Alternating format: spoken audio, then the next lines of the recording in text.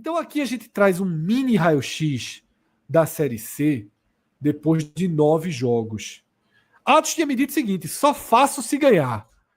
Só gravo esse raio-x se ganhar. Se a gente fizesse isso no da Série A, tava zerado ainda. O programa tava esperando a estreia da temporada, tá? Que muda completamente, Fred. A gente vai ver isso muda aí. Muito. Mas muda totalmente, assim, seria 2 campeonatos. 2 campeonatos. Posso falar uma curiosidade? Não sei como é que tá o quadro a seguir, mas para mim a grande curiosidade dessa rodada da Série C. Diga, mande. Eu nunca tinha visto isso, tá? Assim, a gente tá falando de um campeonato com 9 rodadas, Fred. 9 rodadas. Sim. Como é que com 9 rodadas, num campeonato de 20 times, o 20º lugar tem menos derrotas que o líder? Me diga, eu nunca tinha visto na minha vida mesmo. Veja, pode olhar a tabela aí. Tá aqui a tabela. O Lanterna é o Anápolis com 2 derrotas. O Caxias é e o líder Caxias tem 3. Eu nunca tinha visto isso na minha vida, pô. Assim, isso aí é didático, isso é para sala de aula, no Sub-13, a galera ensinando, ó, galera, você tem que vencer. Não, empate não serve de nada, meu irmão. Nem basquete tem empate. Meu irmão, grão em grão não leva para lugar nenhum. Veja só, o Caxias, com mais... Bicho, não é que ele tá na frente do Anápolis, não, Fred. Ele tá um é 20º, o outro é primeiro. Essa é a diferença entre... Um trabalha o empate e outro consegue vencer o jogo. O Anápolis, que não tem nenhuma vitória no campeonato, a gente tava fazendo o vídeo da Série B, né? O Paysandu conseguiu sua primeira vitória, então nas 3 principais séries, que são as que tem o turno único, onde todo mundo se enfrenta, a Série D não é assim, é de grupo, né? E nessas competições onde todo mundo se enfrenta, na B agora todo mundo já venceu um jogo, na A falta o Sport, e na C ainda falta o Anápolis, que tem assim... Ele só um time. Não, 2, né? Só 2? Não. Não. ABC, CSA e Londrina. É inacreditável isso, pô. Quando eu vi isso aí, não sei se você tem algum outro dado para trazer, além desse, mais que chame mais atenção do que esse, não, viu, Fred? Esse eu Cássio, melhor que esse é impossível. Melhor que esse, realmente. Eu tinha feito aqui esse gráfico, mas não passa tinha batido, pô, isso não, tá, Cássio? É porque você não passa batido, pô. Porque eles não estão próximos. Se não estaria aqui em letras garrafais. Estaria aqui em letras garrafais. Tá de cabeça para baixo, né? Agora vai ter que ser thumb, algo assim, né? Mas assim, porque realmente você olha o Náutico, você olha ali perto do Maringá, você fica olhando São Bernardo, você olha que está na sua região. Não dá para você analisar o Anápolis, e como é que está o Caxias? Vamos comparar com o Caxias. Pô, ninguém faz isso. Aí deixa eu fazer uma pergunta. A Atos, tá? Deixa eu fazer uma pergunta a Atos, que acompanha mais jogos, imagino que de nós aqui, até por razões óbvias, seja o que acompanha mais jogos dessa Série C. E o Náutico já enfrentou...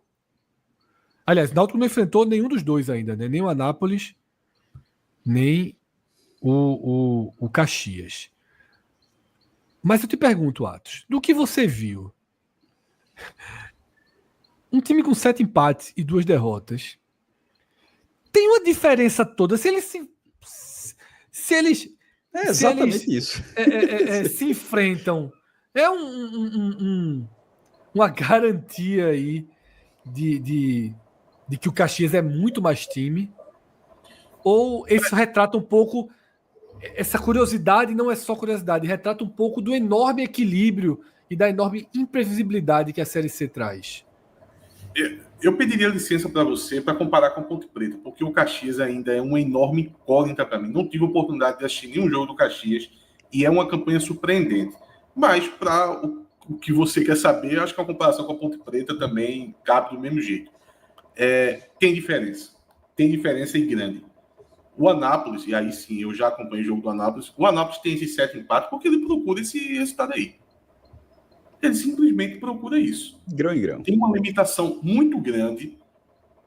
Eu diria que é o pior time da Série C. Tá? Para mim é claro que talvez ali disputando com o próprio Itabaiana. Veja, o Retrô tá nas oitavas. Que perde pouco e que toma poucos gols, Atos. Não sei se é o pior time, não, assim. É que não tem time pior do que ele. Assim, eu tô falando da parte técnica, na verdade, Cássio. Na parte técnica, só o Itabaiana acho que se compara, porque o Confiança, a gente até chama o Confiança de time bobão da história, porque o Confiança é um time que ele joga muita bola. Ele tenta jogar, ele é um time criativo, mas ele é meio inocentão, sabe? Então, esse resultado do Confiança vem muito disso. Eu acho que o Itabaiana vai se assemelhar. O Retrô é oitavas da Copa do Brasil, então alguma coisa o Retrô tem. Agora, o Itabaiana, na parte técnica, assim, realmente assim, é muito abaixo, e a forma que ele joga é meio que procurando esse resultado. Assim, é um time com. Falta fome no time. Falta vontade de se expor para vencer jogos, e muito por isso que ele está com esses sete empates aí. Eu acho que na hora que a gente olha as outras tabelas que o Fred já trouxe ali, tem um pouco dessa resposta. A diferença do Anápolis para o Caxias é de 11 pontos. Aliás, o Atlético para o São José, 20 pontos. Do Amazonas para o Aparecidense, 11 pontos também. Era rigorosamente a mesma que está agora, 18-7 também. Mirassol para o Brasil de Pelotas, 14 pontos. Assim, a gente tá, o achatamento assim, o Anápolis ele não é um absurdo. O Anápolis, assim, Atos fez análise técnica eu estou falando agora em termos em termos de matemáticos, assim, em termos matemáticos, faltando 10 jogos, a distância que o Anápolis está para o G8 para o G8, a zona de classificação, não é um absurdo, pô. O Lanterna está a 6 pontos da zona de classificação para a fase que define o acesso. Era para ser um negócio bem mais distante, né? Assim, historicamente, ano passado a distância era muito grande, mas ano passado é a distorção da regra, tá? Porque são 10 pontos separavam o São José nesse momento do Figueirense. Mas em 2023, a Aparecidense estava também a 6 pontos, era o Lanterna, o Ipiranga era oitavo com 3, a Aparecidense tinha 7, mesma pontuação do Anápolis. E o Brasil de Pelotas estava a 7 pontos do São José em 2022. Ou seja, Cássio, é a menor diferença junto com 2023, né? O recorte da Série C é muito curtinho nesse formato ainda. Se ajudar, Cássio, veja só, por coincidência eu estou olhando aqui os times que foi Lanterna e eu tenho uma boa lembrança deles, não tanto do Brasil de Pelotas, porque a minha lembrança do Brasil de Pelotas é de 2021, quando ele foi Lanterna também da Série B e o time também era a famosa Minardi. Mas eu lembro bem dessa Aparecidense e lembro muito bem do São José. São José, inclusive, um dos poucos resultados positivos que teve foi contra o Náutico, jogando lá naquele society que possivelmente é o pior society do Brasil. E se eu for comparar o Itabaiana, eu prefiro o Itabaiana a esses dois times. Já que você estava tratando ali sobre o quão ruim é esse último colocado. Ou talvez o último colocado não seja tão ruim. Se eu for fazer um comparativo, eu vou concordar. O São José era um time pior, o Aparecidense era um time pior. O Itabaiana, até por ter essa sanha por esse empate, por não perder os jogos, acaba fazendo jogos muito duros, né? Perfeito, Atos. Então, destacando nessa classificação atual, esse ponto que a gente tem ali uma lista coloridinha que vai do Maringá ao ABC, 7º ao 14º, são 3 pontos. E aí tudo pode acontecer, né? Com 10 jogos para se fazer, esse universo de 3 pontos aí deixa tudo aberto, tá? Eu até diria que o Botafogo, o Figueirense podem se considerar nessa parte do campeonato, mas ambos vêm numa queda de desempenho muito contundente, né? Então, por enquanto, o recorte na matemática é esse, no olhômetro é esse, Atos. Dentro de campo, quem é que você identifica de fato que briga diretamente por essas vagas em aberto? E quantas vagas são essas em aberto? Tá? O Maringá, que era um time que, por exemplo, eu apostava mais, e que você até estava conversando comigo, né? Que joga um futebol diferente, tem uma forma própria de jogar. Conseguiu, nesse jogo tão importante que ele perde para o Náutico, ele é engolido no primeiro tempo, mas responde à altura no segundo tempo. Muriel, diante do seu irmão, Alisson dos Aflitos, consegue fazer uma grande atuação para garantir essa tabela que a gente está vendo aí, porque senão o Náutico estaria muito distante. Né? Veja como as coisas são diferentes por um jogo. E aquela brincadeira que Atos fez tem profunda verdade. É um jogo que mudou tudo, né, em relação ao Náutico. Mas antes da gente entrar no Náutico, que a gente tem uma tela só para o Náutico, o que é que você considera tecnicamente aí de vaga aberta e quem são os principais times fora do G8 que podem disputar essa vaga para as decisões? Fred, o último programa que a gente fez da Série C, a gente tinha o Fábio Hermano aqui dividindo tela com a gente, e eu vou acabar reproduzindo muito da análise do Fábio Hermano, que foi a uma rodada antes dessa, tá? Para você ver como acaba permanecendo, e eu acho que essa análise que o Fábio Hermano fez, ela foi muito forte em relação a essa futura briga, essa briga, na verdade, pelas vagas do G8. Eu vejo que Náutico e São Bernardo, não à toa é 9º e 10º colocado, são os dois times que têm força suficiente para brigar de forma muito dura por essas vagas. E eu acredito que as vagas que estejam disponíveis coincidentemente, a 7ª e 8ª vaga. O Ituano, principalmente, eu acho que o Maringá deva disputar mais do que o Ituano, mas as duas vagas que estão em aberto, Fred, muito por causa da questão da pontuação. Por exemplo, fora essas duas, Fred, se você fosse me perguntar assim, Atos, força aí e diz mais um time que tu acha que tem risco de sair desse G8. Eu ia ter que puxar o Ipiranga, que hoje é o 3º colocado, porque eu vejo uma certa estabilidade no Londrina. Acho que o CSA é time de acesso, tá? Não à toa, também está nas 8ª da Copa do Brasil, está classificado na Copa do Nordeste, está com dinheiro em caixa e está contratando, tá? O time do Brusque é forte, muito forte fisicamente, inclusive. É um time que sempre disputa muitos jogos e torna os jogos físicos. E times que têm a capacidade de tornar os jogos físicos na Série C tem um passo na frente do restante. E nos outros competidores ali, eu consigo ver uma fraqueza ali considerável em muitos deles, Fred. Assim, o Guarani, apesar de ser um time de camisa, está tentando reformular o elenco por completo, tá? O que se torna também uma incógnita, mais de quase 10 contratações, tal, tá tentando reformular o time no meio do campeonato. Conseguiu algumas vitórias, mas mais jogos ali dentro de casa contra... Na verdade, não só dentro de casa, porque ele ganhou do Retrô e ganhou do Itabaiana. São dois times que estão dentro da zona de rebaixamento, então acho que falta uma vitória mais contundente do Guarani para eu acreditar que ele tem essa possibilidade de correr por fora. Por hora, não acredito nisso. O time do ABC, é até estranho entender como o ABC consegue arrancar um empate contra a Ponte Preta no Moisés Lucarelli, porque é um time muito fraco, tá?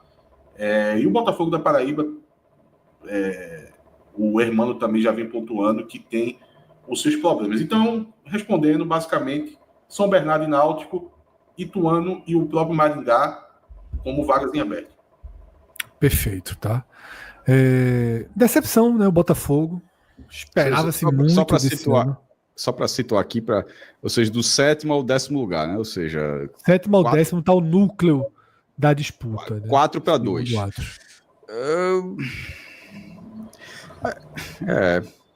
Eu acho que com 10 rodadas pela frente, ou seja, uma rodada a mais do que tudo foi jogado até agora, eu acho que alguém do G6 aí ainda pode dar uma patinada.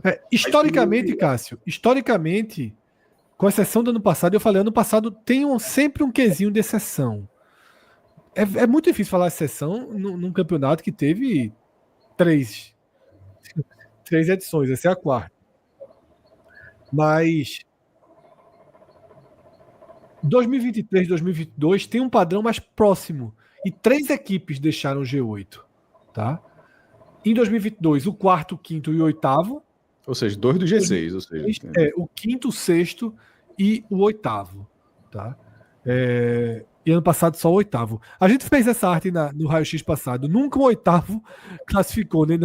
O 8º da 8ª rodada, o 8º da 9ª rodada, até aqui. Todos os levantamentos que a gente fez, o 8º... Dá uma patinada. perde a vaga. Vocês estão percebendo que Ravel tá fingindo que não conhece, né? Que é terreno desconhecido. Passou. A sorte Não, do aqui, ó. Rapaz. Aqui, ó. Rapaz. Eu tomei essa aí Isso agora. aí, essa aí, anos 90, era propaganda de faca guinso. Para você veja ver só. o valor de um Jadilson, né? Tem que valorizar Jadilson. Exatamente. Isso permitiu Tem que Fred- respeitar, viu?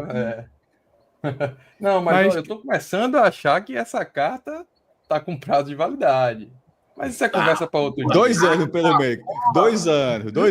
Tem 2 anos de validade. Legal, pelo menos. voltou por 2 anos, velho. Não, veja, não, mas ele pode ter razão. Eu só queria dizer que essa carta ainda tem 2 anos, pelo menos. Tá bom que não ganha 4 meses, Rafael, mas vai passar 2 anos sem ganhar. Não, mas o fim dessa história pode ser pesado. Mas veja só. E no sobre dia que o acontecer, Fred a falou- gente vai ver a quantidade de gente que não ligava. Não ligava, exatamente. A faceta dele agora tava Meu escondendo amigo. esse bote aí há muito tempo, viu, Rafael? Tá esperando, Eu tá tô- esperando. Eu tô esperando silenciosamente. Tô esperando. Mas veja só, eu concordo muito com o que o Fred falou em relação ao Botafogo da Paraíba. Eu estava aqui, inclusive, esperando para poder fazer esse comentário. Assim.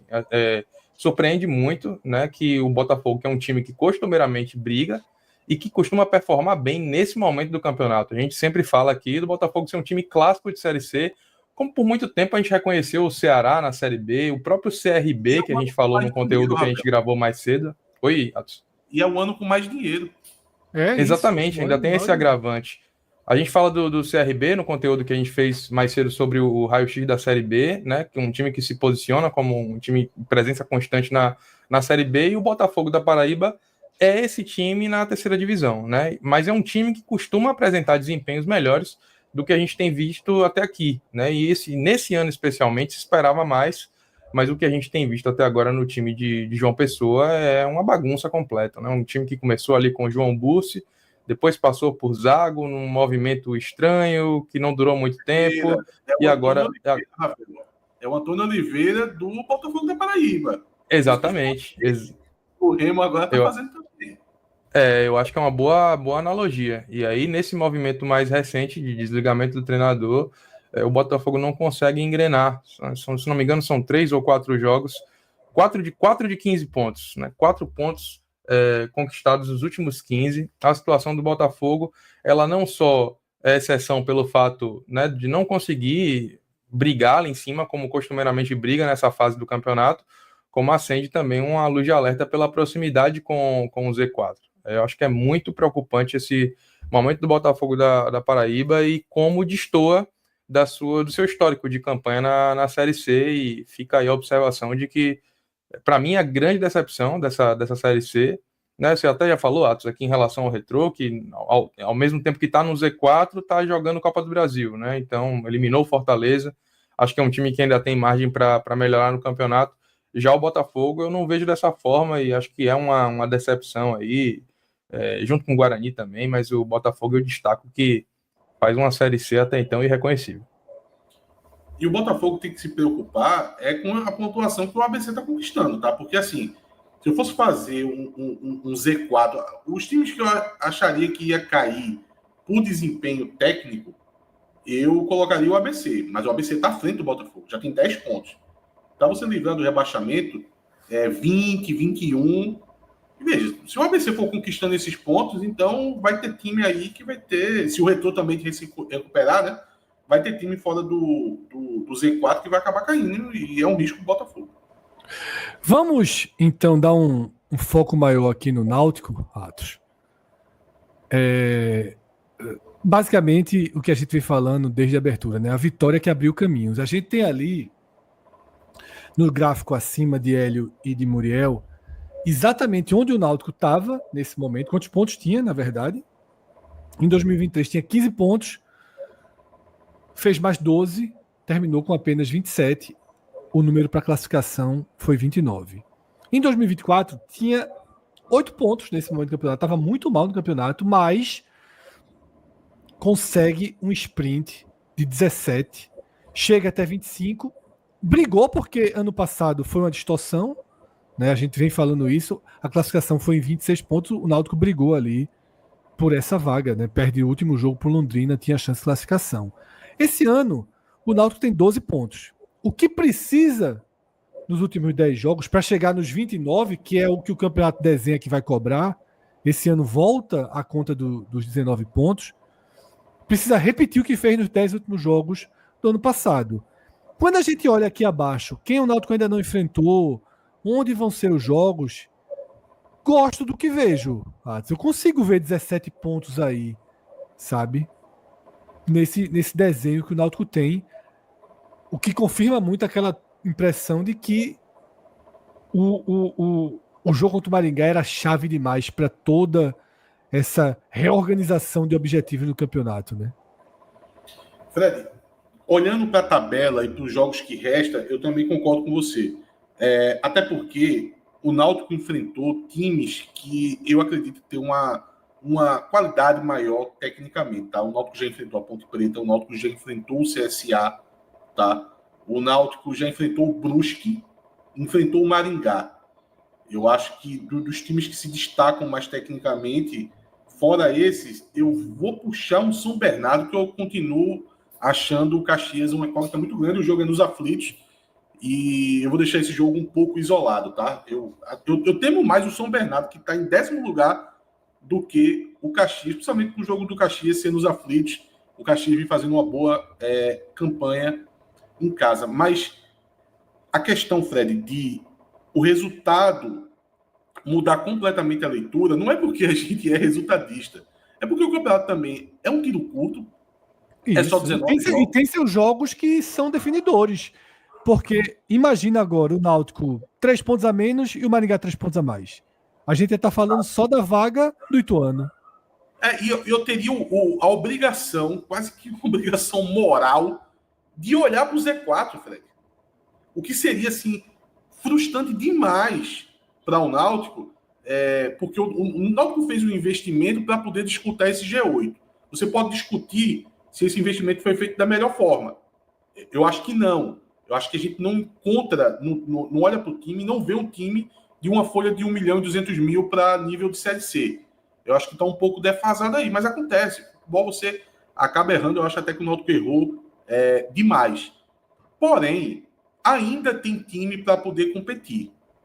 O Náutico passou por 2 problemas. Eu acho que a derrota contra o Itabaiana com a mudança de treinador foi algo muito problemático, não só pela mudança de treinador, mas também por ser um jogo acessível que o Náutico acabava tirando ali do seu leque de opções, de fora de casa principalmente, né?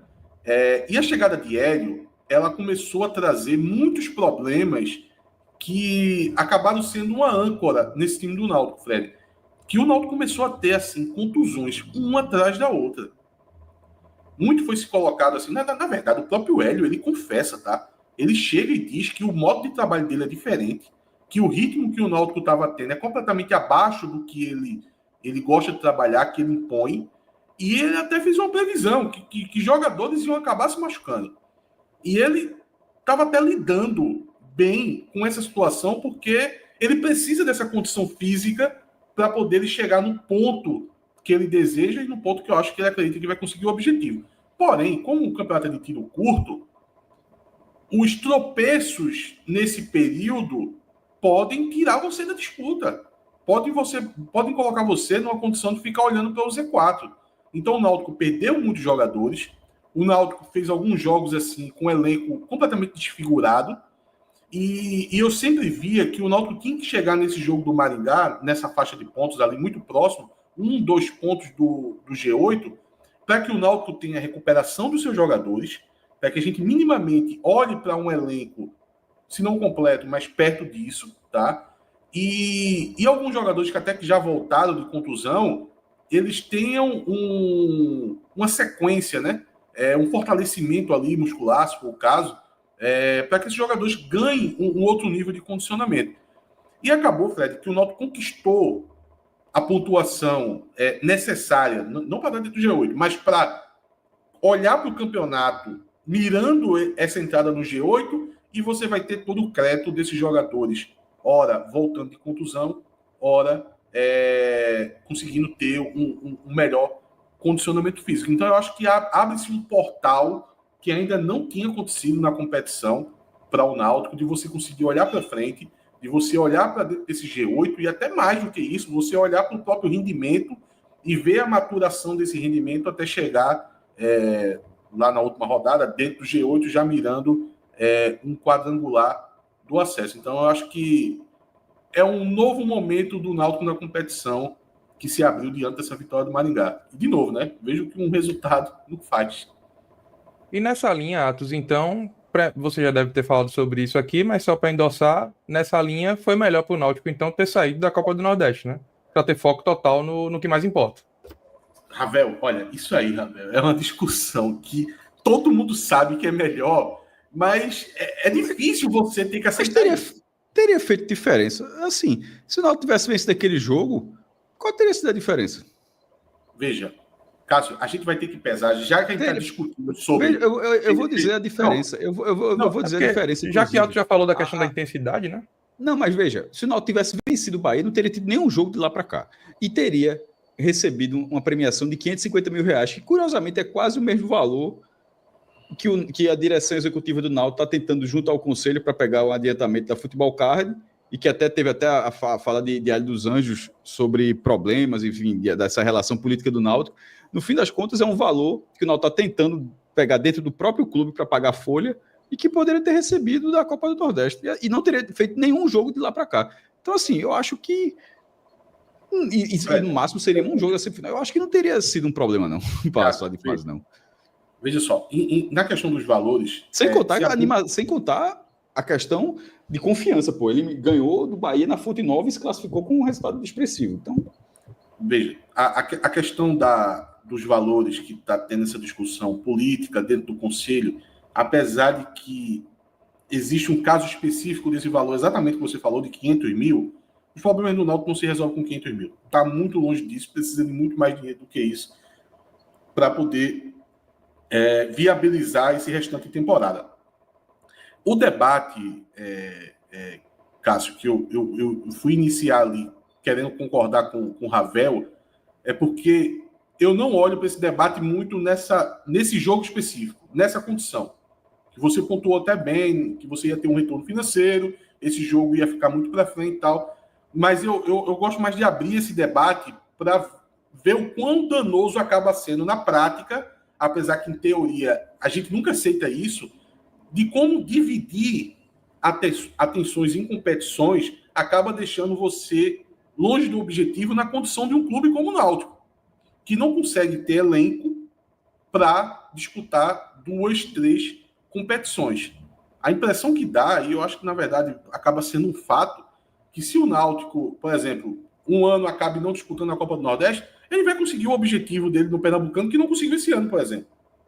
Veja o Santa Cruz. O Santa Cruz, há 2 anos que vem conseguindo seus objetivos no campeonato estadual com certa facilidade e não vem disputando a Copa do Nordeste nesse período. A Copa do Brasil, para o Náutico na Série C, essa disputa contra o São Paulo, você pode fazer inúmeras citações aqui de ganhos. Teve um jogo muito bonito dentro dos aflitos, onde levou a torcida a assistir um grande espetáculo, como há muito tempo não via um time de Série A com o peso que o São Paulo tem dentro dos aflitos. Você pode sair citando esses exemplos positivos. Mas o jogo contra a Ponte Preta, o time do Náutico, após ter jogado esse jogo nos aflitos, que foi uma batalha campal, estava chovendo muito no Recife nesse dia, o Náutico estava completamente pregado em campo. Então, veja, a Copa do Brasil acabou influenciando diretamente no resultado da Série C, que é assim, não é... é mais do que o principal objetivo do Náutico, é a vida no Náutico, é a Série C. O Náutico disputou outros campeonatos esse ano, mas a todo tempo se sabia que o foco é na Série C. Imagina quando você já está dentro dela. Então, eu nem sei quando ia ser a data desse jogo, mas eu sei que ia acontecer em algum momento. Só de ter um jogo no meio de uma reta final de Série C, eu já passo a achar que foi positivo não estar disputando essa competição, porque o foco tem que ser... Seria 8 a 9 de julho. Só para situar, seria... Daqui a... Pode jogar. Vai enfrentar quem? O Cássio vai enfrentar o Ceará? Boa sorte. Quem? O Sport, pô. É. Tava desejando boa sorte aqui. Atos, pra gente fechar esse acompanhamento da Série C, que a gente vai passar a fazer semanalmente. Mercado, hein? Vai definir quanto 9 do de que tá julho, por vir. 9 de julho é a janela. Eu acho que essa celeuma que está tendo no bastidor do Náutico que Cássio comentou, eu acho que já é prevendo isso, sabe, Fred? Tentando arrumar maneiras, não só dentro do conselho, para algumas liberações de assinatura, de bônus de contrato, de adiantamento de receita, até para poder acabar chamando, né, muito aquela bolha de alvirrubros que tem em torno do clube, que acaba colaborando nesse momento para poder apontar para eles que o clube está sem receita para conseguir até ir no mercado fazer essas contratações. E o Náutico precisa, tá? O Náutico agora só fez 2 contratações nessa mini janela que teve entre 1 e 10 de junho. Foi para fazer a reposição. Contratou um zagueiro, que acabou jogando de titular no último jogo, o Matheus Silva, que veio da Ponte Preta, e contratou o lateral esquerdo, que teve o acesso no Remo no ano passado e estava no Amazonas, que é o Raimar. Foram reposições, que o Náutico estava com esse déficit nessas 2 posições. Mas precisa qualificar o time. Precisa de contratações. E essa janela de 9 de julho, ela acaba sendo fundamental. Aí também, a vitória contra o Maringá passa a ser uma peça-chave, porque dentro dessa janela, os jogadores olham para a tabela, olham para a posição do time e analisam ali as probabilidades de conseguir uma classificação. Ninguém quer vir para um time que está para fazer ali seus últimos 6 jogos, 7 jogos e acabar o ano. A turma quer vir para um time que tem uma possibilidade de disputar um quadrangular final, um acesso e projetar na carreira. Outro elemento que o posicionamento da tabela é muito importante. Dessa forma, a gente fecha nossa análise geral da Série C. Como eu falei, a gente vai tentar trazer mais análises dessa ao longo das semanas. É claro que, como vocês viram aqui, é uma competição que a gente tem um histórico muito curto, né, para ser analisado, mas a gente vai sempre buscar os elementos que a gente puder trazer. Hoje a gente teve um elemento fantástico, né, que Cássio trouxe na abertura, que é essa curiosidade do Lanterna ter menos derrotas do que o líder. Vai ser difícil a gente achar outro campeonato como esse.